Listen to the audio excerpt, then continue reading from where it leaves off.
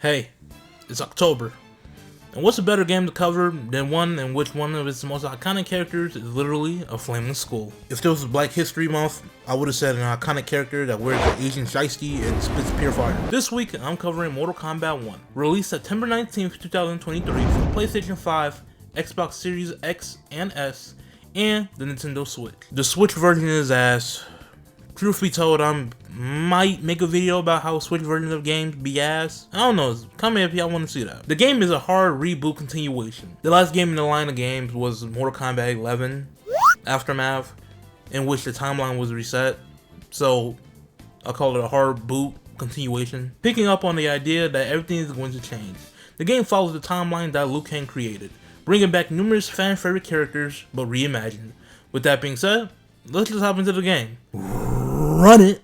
You have chosen to defy peace. Then you have chosen war with a god.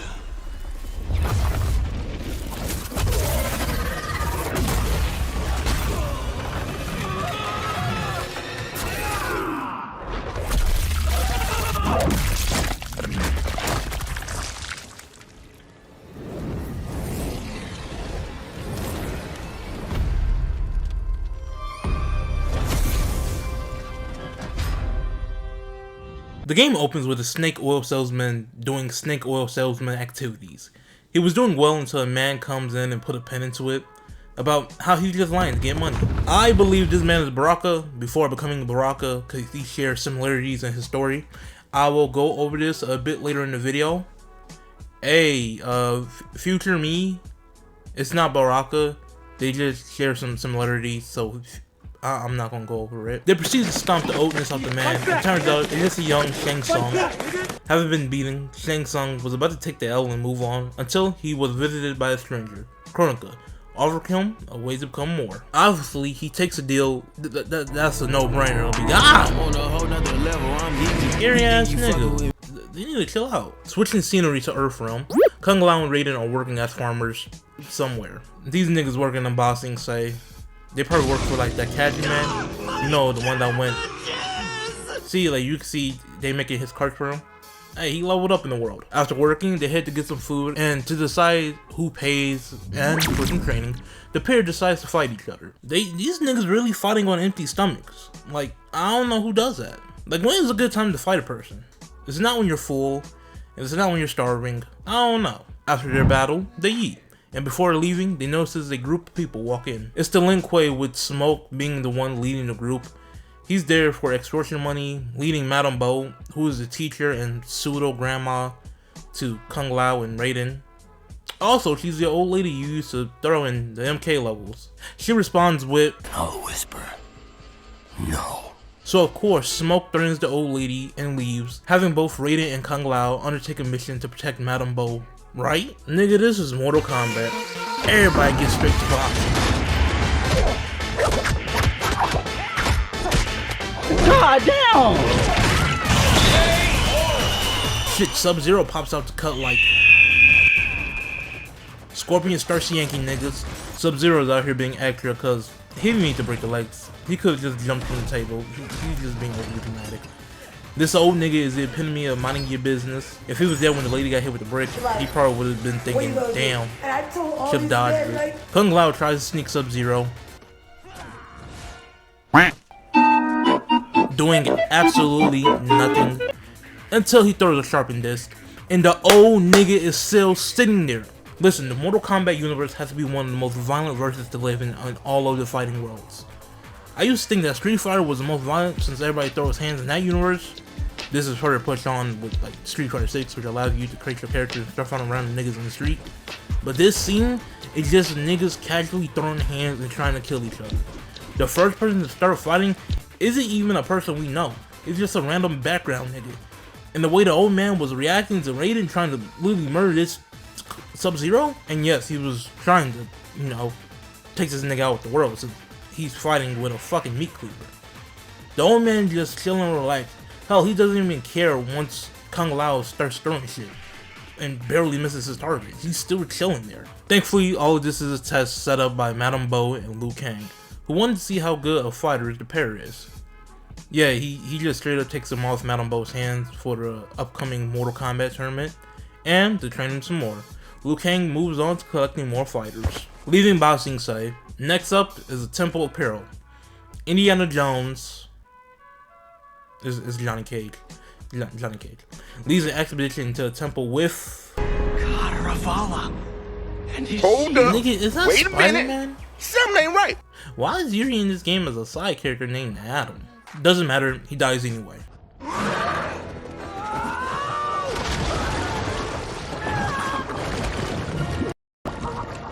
Pause. Yeah, cool death and all, but the inner nerd of me can't really let this slide. It says he fell into liquid mercury. Johnny says it right here. It's liquid mercury. To my knowledge, liquid mercury wouldn't do that to you, melting your flesh and bones. There's some footage of people putting it in their hands and nothing happened. Here's some footage of people putting it in their hands and nothing happening. Now granted, the shit is toxic, so you can't be playing with it or handling it like it's fucking putty, but you can touch it. Now the question that should be asked is, what happens when you swallow it? Since we can eat mercury, it's in the food we eat. One of the biggest things we eat is fish, which has it in there. Granted, you can overdo it in fish, so I wonder if that has anything to do. Shut up, nerd. It doesn't matter since it isn't even real. It's just a movie that Johnny is working on. In this era, Johnny is an actor that has fallen on tough times and is trying to reclaim his glory. Speaking of reclaiming, Kenshi sneaks in and tries to steal a sword from Johnny. The sword is called Sento, and Kenshi wants it since it's his family blade and he wants to use it to lead his clan out the Yakuza. Johnny obviously doesn't believe him and proceeds to give him that work, knocking him out and tying him up. While waiting for the police, the two chatted up mostly on the history and who the Tyra were. Tear were. They are the ancestors clan of Kenshi. They went hiding. Matter of fact, Johnny, nigga, explain this. 400 years ago, the Taira clan were one of Japan's first families. They lost Sento after getting slaughtered at the siege of Aomori. There were survivors. They hid themselves by shedding the name Taira for Takahashi. They joined the Bakuto for its protection. Yeah, what he said. Before the police could arrive, Liu Kang gets there first. Green Rider. What in the actual fuck? Good evening, Johnny Cage. Yo, why these niggas pull up like they got Girl Scout cookies to sell? Matter of fact, they pulled up like Green Rider. What in the actual fuck? Hello there. after a small Get your hands off him.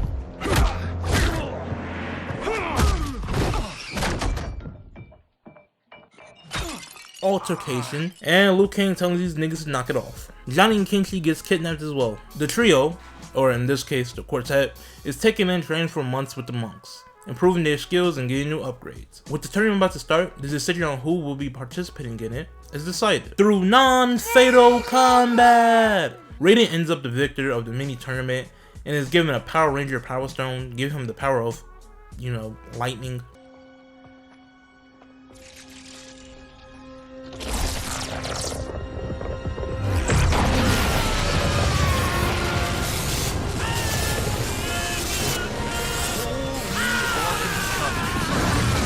Liu Kang then proceeds to sneak this Raiden in his own damn face. You must be careful, Raiden. You could get hurt, even killed. No tournament participant has ever been grievously injured or killed. I would never send my champions unwittingly into Mortal Kombat.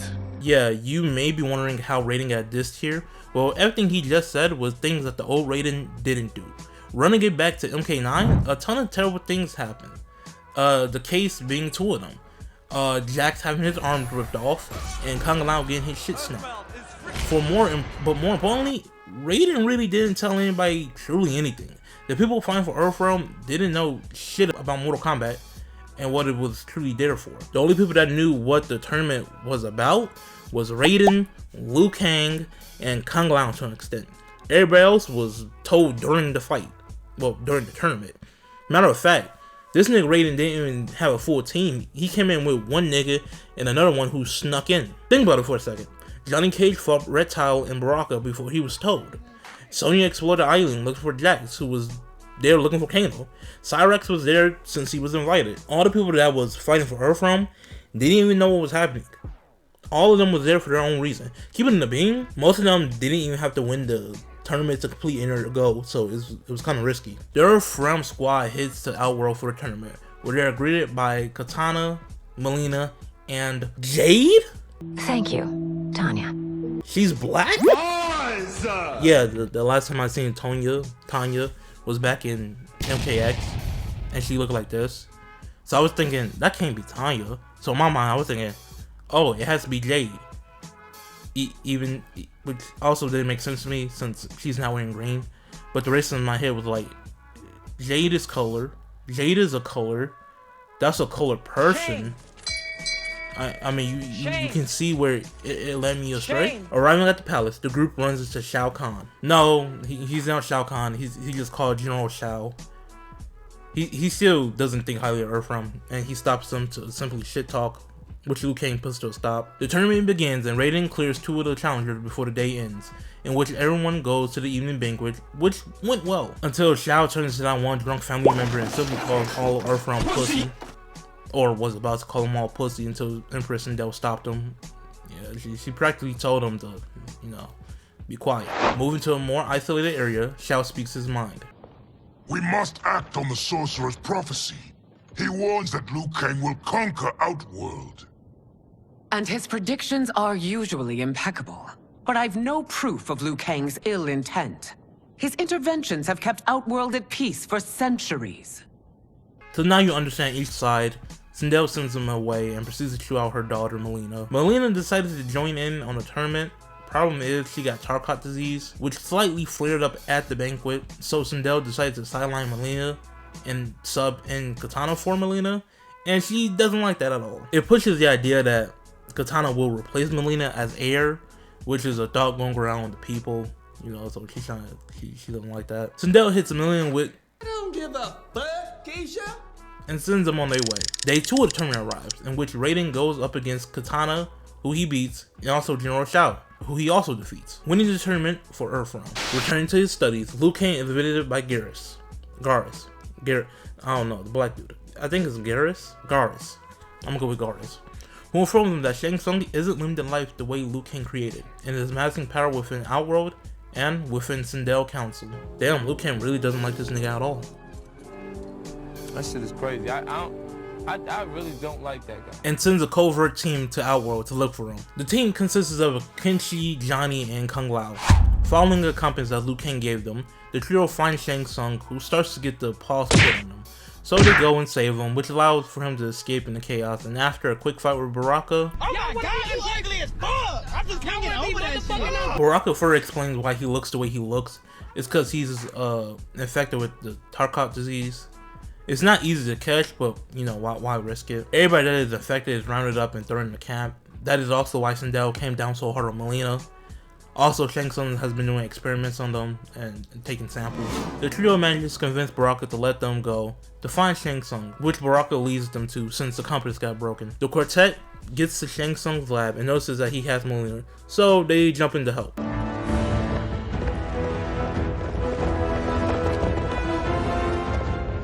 Get away from her. You bitch. Excuse me? You know, the movie. Tiny girl, ginormous alien. Ripley! No? Seriously? The trio gets to rescuing the princess. It then changes to survive the princess once she wakes up and the Tarkat takes hold. Turns out, Shang Tsung was giving her medication to keep the disease at bay. They contain the princess, which they complete super successfully.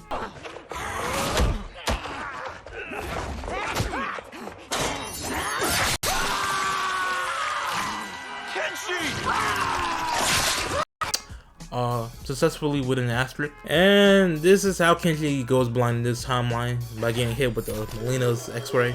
Also, I think this might be also Katana's x-ray as well. More red Outworld people pull up, and Shang Tsung does what he do best and frames the Earthrealmers as enemies, in which they get knocked out and captured. Shao immediately went for violence against Earthrealm, but Katana rejects his idea. But guess who pops up to back up Shao?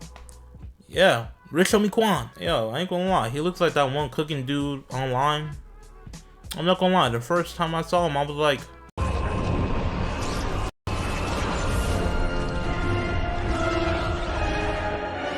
Are you telling me that you are not? Yeah, I'm not a woman. White?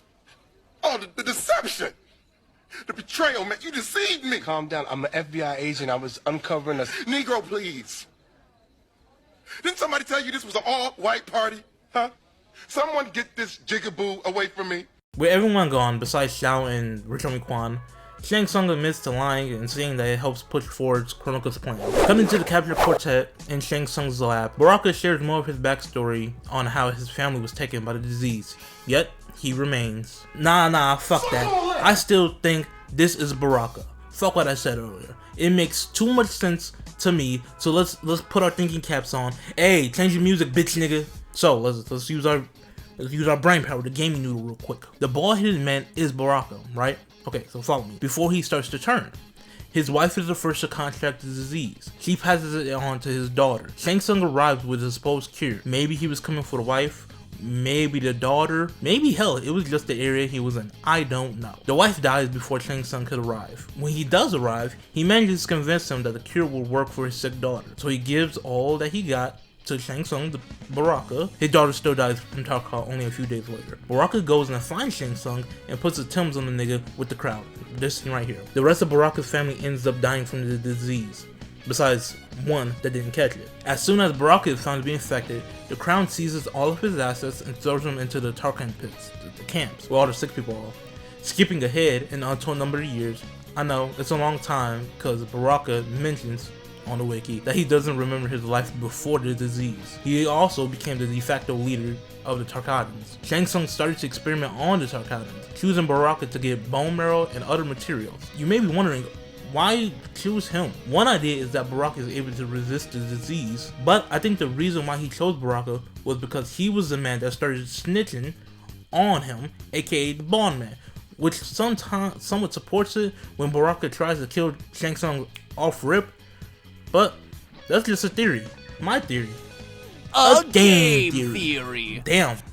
I do run my mouth a lot. Let's get back into the game.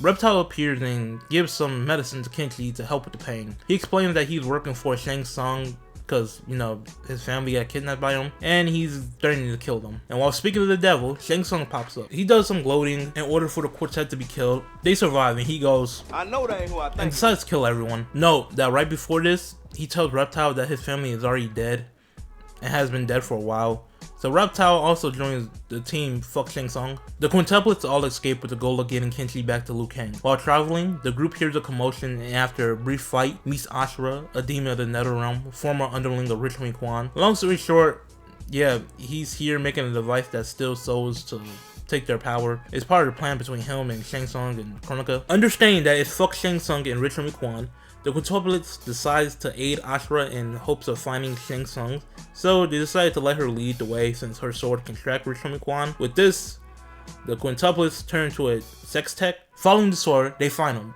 but right before doing anything, Nani sidelines Kenshi and also gives him his sento.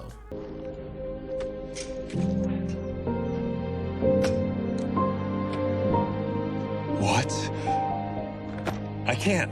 Not when you saved my life. It's yours. Great, a blind nigga with a sword. What? Bro, what are you talking about, man? They get to find Rich Homie Quan and his group, but they are too late. Rich Homie Quan manages to suck the souls out of the area, creating Ermac, who in turn beats the goofy out of everyone. Kenshi, seeing all that's hearing all his allies get whooped, decides to try and fight him, and it goes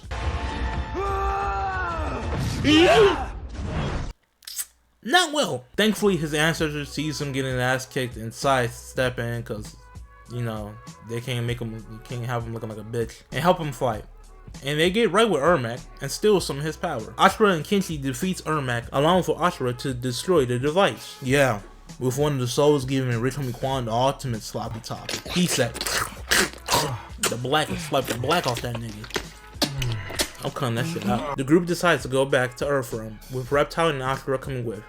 Oh, and also kidnapping Rich Homie Quan. That's payback. While this is happening, Shang Tsung reports to Kronika how the plans are going. He also shares that he has a plan to turn Lin Kuei against Earthrealm. Cutting back to Team Fuck Shang Tsung and Richard McQuan, they are preoccupied with trying to escape, in which they use a combination of disguises and distractions via Reptile. They ended up losing Richard McQuan, but they managed to escape Outworld. Returning to Earthrealm, they're greeted by Liu Kang, who they inform about the new Deadly Alliance. Going back to his studies, Liu Kang is informed by Garrus that both Shang Tsung and Richard McQuan was approached by an unknown person, who Liu Kang suggests that it's Kronika. However, the idea gets shot down by Garrus, stating that once dead, Titans cannot be revived. If you're wondering what a Titan is, it's a race that came before the Elder Gods and the realms themselves. They outpower and overrank the Elder Gods. The only thing stronger than them is the one being. Liu Kang summons the Lin Kuei to stop Shang Tsung's Soul Stealer that he set up in Earthrealm. He also sends Raiden and Kung Lao to get some more training from the monks. The Lin Kuei reaches and sneaks into the fort with ease.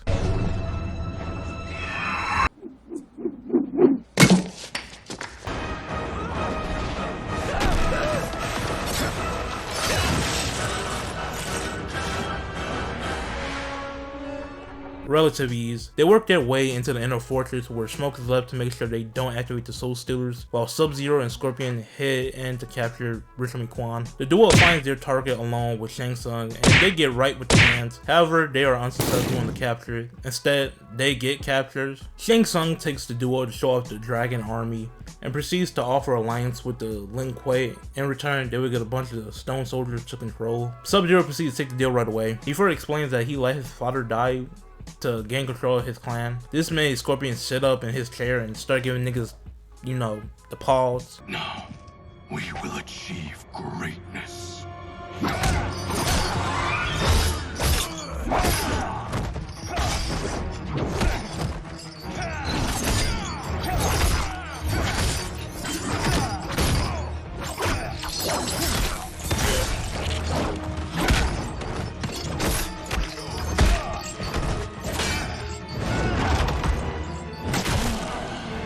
Like look at this.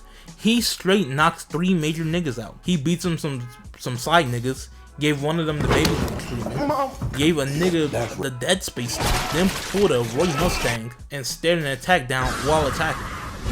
Yo, they really turned this nigga up.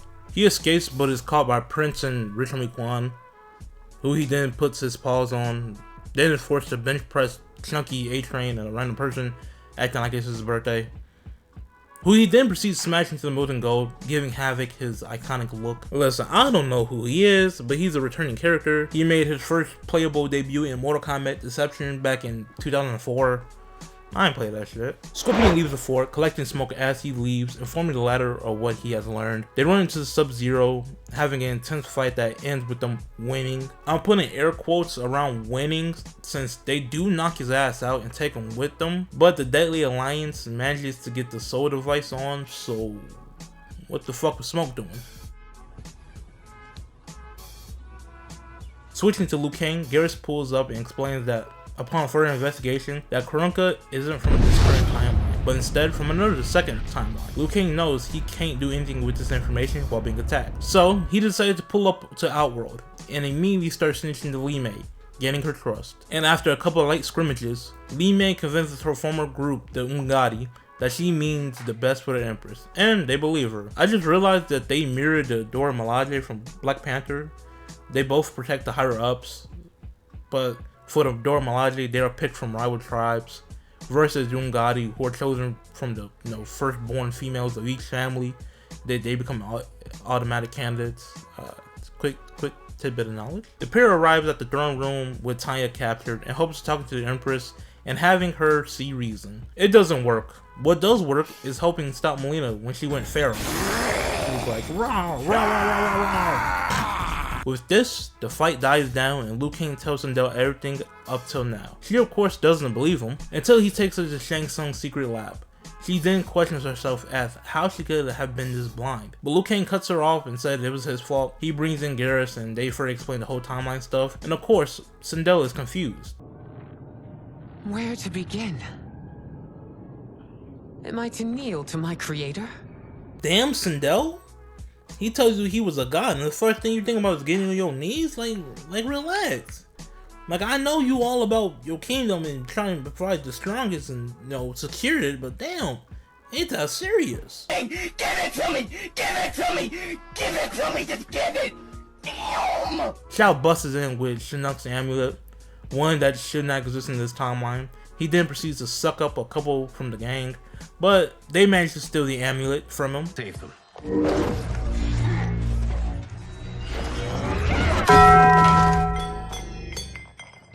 They escape and the fight continues.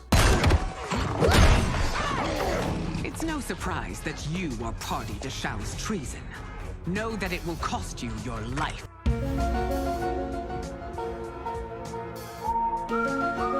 Winning the fight, Liu Kang frees the trapped group. Sindel now understands the gravity of the situation, agreeing to help save Earthrealm and stopping Shang Tsung and Rich Homie Quan. Liu Kang then calls up anyone who's available to help, and they head to the fort. They sneak in and get to deactivating the soul devices. While doing that, Melina goes up against Ermac, who she then defeats, beating her daddy out of him. Wait. Father? Surprise, motherfucker! Yeah, remember when Ermac was created? He's an amalgamation of souls, you know, a good combination from that forest. Yeah, though, the forest was just filled with good souls, one of them being Jared, so that explains how he's here. And truthfully, I like it, since the only time we hear about this nigga, most of the time he's already dead. So this is a welcome change. They break into where the Stone Dragon army is being held and proceeds to beat up the Deadly Alliance. But before they could give up the big baddie then appears, and turns out it isn't Chronica, but instead Shang Tsung. Turns out when they was battling for the Hourglass in Aftermath, I'll cover at a later date, the two ended up splitting the timeline, creating another one. And the reason why they was collecting souls was for the benefit of Titan Shang Tsung, or Timekeeper Shang Tsung, I don't know. Yeah, we're gonna call them Timekeepers, because he is one. He dips, leaving the evil Raiden and Sindel to handle his light work, while he prepares to invade the timeline. And they put some work in.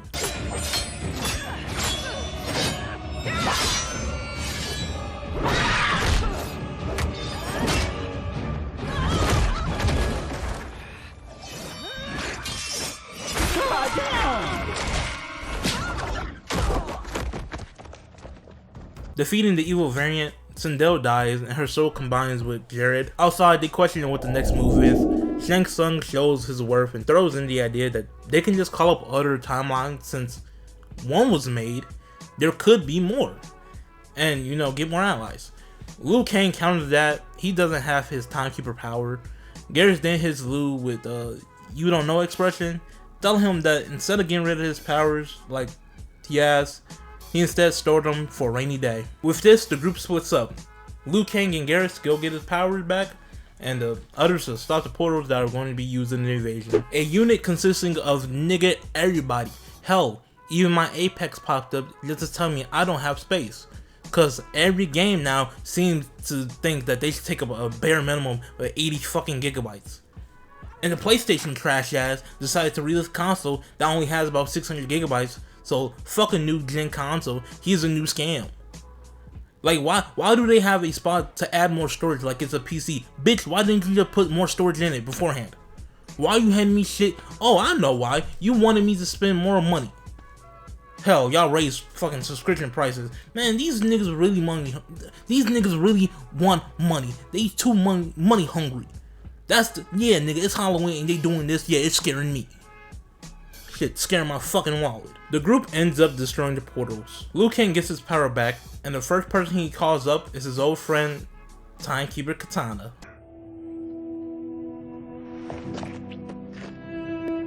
Old lover. Damn, she was on this timing. She was trying to get busy. Oh, what the fuck? I'm feeling freaky. They summon Timekeeper Raiden and Timekeeper Kung Lao. They only chatted up for a minute before Shang Tsung pulls up looking to break Liu Kang's hourglass, and everyone gets to boxing, with the OG team prevailing. Shang Tsung dips the fuck out of there, allowing for the team to go back to get some more backup. With this, the final fighter is picked and the battle begins. Yeah, this battle is very similar to Armageddon and how the fight scene where everybody's just going crazy. I'm talking mad combination of people, like Johnny Cage plus Shao, female Ermac, and each fight is unique. Mostly unique. Oh, and we also get to see the cast of Mortal Kombat X back together, and then no longer be together, literally, when Katana starts fighting them. Arriving at the top, Liu Kang and another Liu Kang.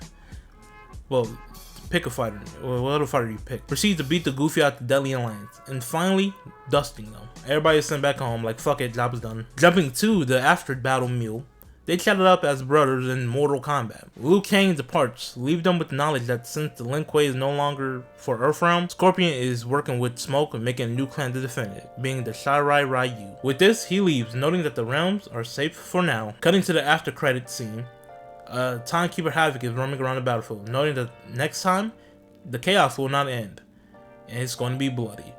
And with that, the game comes to an end. Okay, Mortal Kombat 1 in the books. Overall, I played almost all the alternative timeline games, starting from MK9 going all the way forward. I didn't play Mortal Kombat 11 or Aftermath, so I don't know about them. But out of the 3 games that I did play, including this one, I felt as though Mortal Kombat 1 has the best story.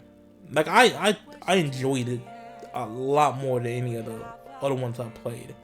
Now, there ain't really shit to talk about. It's a fighting game, nigga. One thing I didn't like, which isn't story based, the game is kind of empty. I'm gonna be honest, when I first played this, I was like, where's everything at? Like, where's the towers at? Where's like the challenges? I don't know, maybe I'm just crazy, but I feel as though we're missing a lot of stuff. The customization, I'm gonna be honest, I briefly touched MK11 and that customization was like crazy. Like you could add new moves. It seems like they kind of regressed on that. Maybe they're going to improve on it on the next one. Because I noticed that in the last couple of games, such as like Injustice 2, MK11, Aftermath, all of that, they were really pushing for customization of each character. So I'm surprised they took that out the game.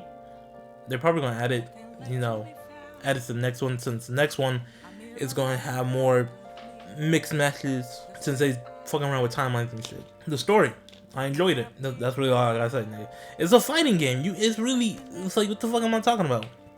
Like, what am I gonna talk about? It looks pretty, Oh, one thing about it that's weird. Why did they take out the move pen? Like you could see, like you could pin like moves to the screen. Why did they take that out? I felt as though it was really good for learning and practicing the memorization, stuff of that nature. The character redesigns, I like them. My question is why everybody so fucking buff? All these, like, look at these niggas. Like, look, they all got like that vein popping on their arms. I'm just like, damn, these niggas big as shit. It's weird. It's just weird shit I noticed. The roster for this game is kind of weird, since all of them are just reimaginings of the old characters. Like, I don't think there was like any new character added to this game. Like, I could imagine Ed Boon went into like the studio and was like, listen, no new characters, just reuse old ones. But sir, we should be able to do a new one. We have a couple ideas. I said, listen to me, I said no new character, but what about moves, combat? No new characters, but sir, I said no new motherfucking character. Reuse everything. But sir, we got Megan Fox. Okay, we're gonna make her a new character, but we're gonna be reusing her. Remember, people, our new motto is no new motherfucking character. Until the DLC packs, of course. Then we're gonna do new characters. But until then, reuse them. Yeah, video over. If you like what you saw, hit that like and subscribe. Next video up is probably gonna be...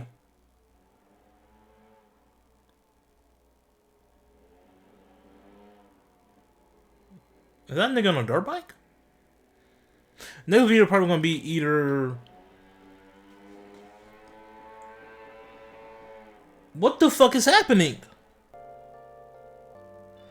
Next game is probably gonna be either The Order 1886, a Telltale story one, or more than likely Alan Wake, the first one since Alan Wake 2 is coming out. With that being said, the galaxy needs me. Farewell.